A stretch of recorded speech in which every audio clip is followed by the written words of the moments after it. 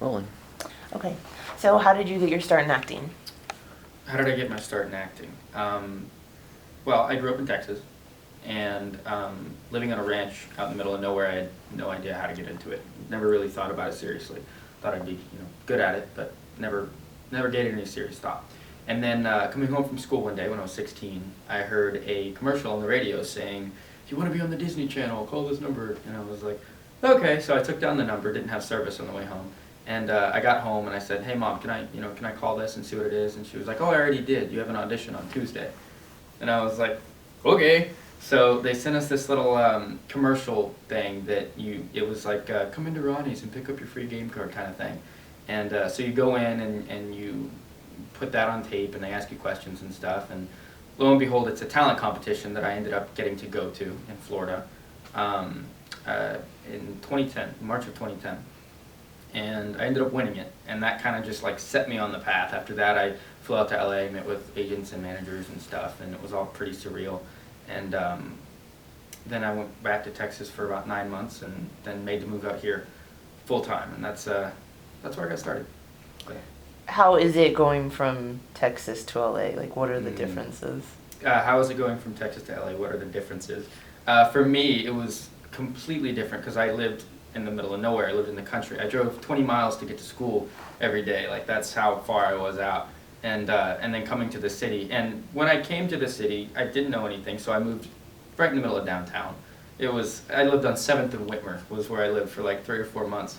And so it was completely different. It was the two ends of the spectrum. I grew up on a ranch. I worked with horses my entire life. I rodeoed, did things like that. And then coming out to the city, it was just completely different. But I've been pretty quick on my feet, so I got used to it, and it's been good.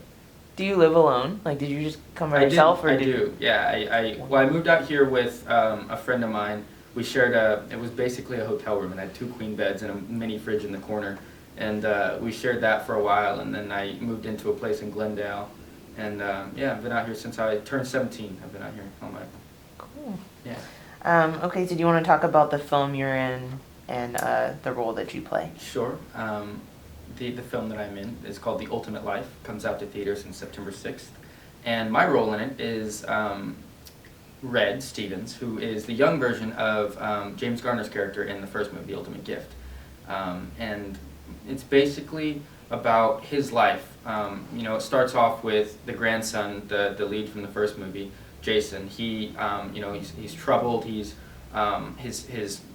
wanted to be fiance has just left to Haiti for 6 months without telling him, left him a note. His family's trying to seize the company, and he's just kind of lost. And so Bill Cobbs, he's also in the movie, he puts his arm around Jason and he says, "Look, I've got this journal that nobody else knows about that your grandfather wrote. So read it and see what you can learn from it." And then through that, it takes you back to 1941 when I am 15 years old. And it goes through basically my life, Red's life, and you learn a lot of things along the way that you actually saw in the first movie that they try to incorporate as a learning lesson for Red that he had to experience the hard way, and it's a touching story, it really is. What message does your film portray? What message does my film portray? I think the main message that it tries to get across is the importance of family, the importance of loving the people around you, and that's the greatest wealth. Not money, not power, but the relationship between you and your family, and nurturing that. So. Cool. Okay, and then who would you love to act in a film with, and give a few examples of films that inspire you? Okay, who would I love to act in a film with? And a few examples of the films that inspire me. I can name off tons and tons of people that I would love to act with, but one that's personal to me is before I ever got into acting, there was a movie being filmed in Utopia, which is where I went to school, Utopia, Texas, called 7 Days in Utopia. It had Robert Duvall in it. And I went to the set a couple times because I was friends with the writer of the book, and I got to meet Robert Duvall and had a great conversation with him. And he was kind of a role model for me when I started getting into acting, because I've loved his work, and he talked to you like a normal person. He was very down to earth, and he was a great guy. And so I'd really love to work with him someday if that's at all possible. But some of the films that inspire me. I'm a Western guy, so I loved Lonesome Dove. I loved films like that. 3:10 to Yuma is a more recent one that I really liked. But then I also, a little bit edgier, but I liked Pulp Fiction. I really appreciated the writing in that, and the acting is incredible, obviously. But again, I could go on all day and name films that I really, really look up to and like. But Meet Joe Black, another one. I love that one. I thought Brad Pitt did an incredible job in that. But yeah, that's to name a few. So. Okay, so I'm gonna ask you. Oh, what roles do you like playing? Like, are you more like the bad boy, or are you the nice I like one? playing any role that's interesting. I don't like as much static characters unless they're static to an extreme.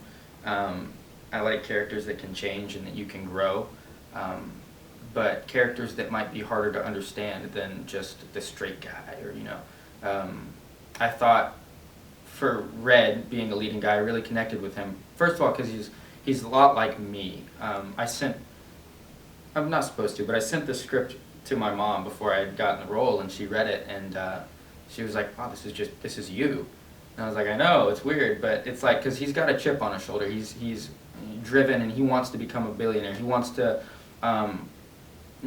strap off the idea that he's always going to be poor, that his dad puts on him. He says, you're always going to be poor. I'm poor. Your grandfather was poor. That's how it's always going to be." And he didn't want to accept that, so he had his chip on his shoulder. He's a little arrogant, but he's driven to get what he wants, and that to me was really interesting. It's not just some normal character to play. You have motivation behind it. But I like the bad characters too. They're fun. They're fun to play.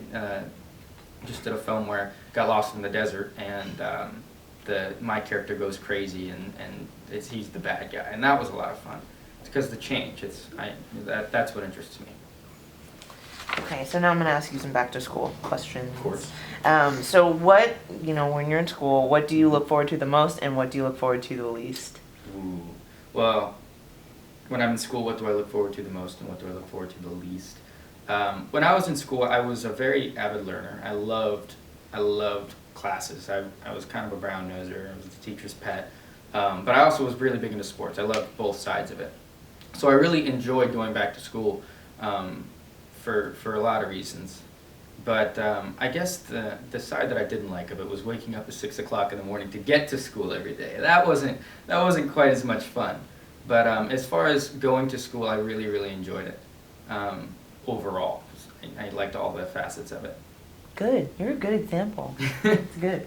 Okay, what kind of styles are you into for school? Like, do you have a preference of Clothing style? styles? Like clothing styles, yeah. Maybe just like first day of school Yeah. style, like, because everyone gets dressed up for the first day of school. Yeah. I think I like the Southern style. I enjoy wearing a button down with a belt and like boots. Like, I love that. I can't wear it out here. Nobody lets me. I get made fun of. But when I'm in Texas, I rock the Southern style. But I think all styles are pretty neat as long as you have a specific one. Show your essence with it. My essence happens to be a Southern boy. Other people's essences might be a skater. But I think just show yourself. That's what I like the most. And what were your favorite music hits this summer? Well, I mean, it's at the top of the charts. Blurred Lines, I love. I probably shouldn't, but it's so catchy. I can't help it. I was just at my sister's wedding this past Saturday in Texas, and I got up on stage and sang Blurred Lines, of course. And Don't Stop Believin', Journey, one of the greatest songs ever, did that. And Abracadabra with my dad, we do the dance. It's great. It was awesome. But this summer, I don't know. I listen to a lot of classic songs. I don't listen to the new hits. Blurred Lines, I guess, is the one that I could say. Cool. That's fine. That's a big hit. Yeah, it was good. Well, that's all I have. That's all I have. So we probably have a couple liners to the camera. Yeah. If you don't mind, these will be to camera. You can just say your name and you're watching Family Law. Kind of an intro, like, hey guys, sort of thing. Okay. So say, hi, I'm Austin James, and you're watching Fan La La, like that, but I'll say it to you. Yeah. Hey guys, I'm Austin James, and you're watching Fan La La. And then as an outro, thanks guys. Be sure to check out, and then just the name of your movie Okay. when it comes out in theaters Yeah. or something like that. Yeah. All right, thanks guys for watching. Be sure to check out The Ultimate Life, coming to theaters on September 6th, and be cool. Awesome. Is there anything else you wanna touch on, or? Anything that you guys think that I could bring out, or I mean, I think we covered we covered the movie and stuff like that. We got a good sense of, who you are, where you're from. Any funny stories on set? there's a couple. Yeah. Yeah, I could tell a couple of those. One day on set, we were filming a war scene, and I had to jump in a foxhole on my co-star, Jack Depew. And we have a scene ensues. You like Jack? I know him. Jack? Sorry. Jack's a cool guy. He's so He's a cool. cool guy, right? I love Jack. So I jump on him into a foxhole, and a scene ensues where bombs are going off behind us, and we're arguing and stuff like that. And they were shooting off a mortar behind us, and there was tape on it or something that landed. One take on my arm, and he put it out, and we kept going with the scene. But the next take, it lands on his head and singes his hair, and so he had a little bit of singed hair that we had to cover up, and we haven't let that go.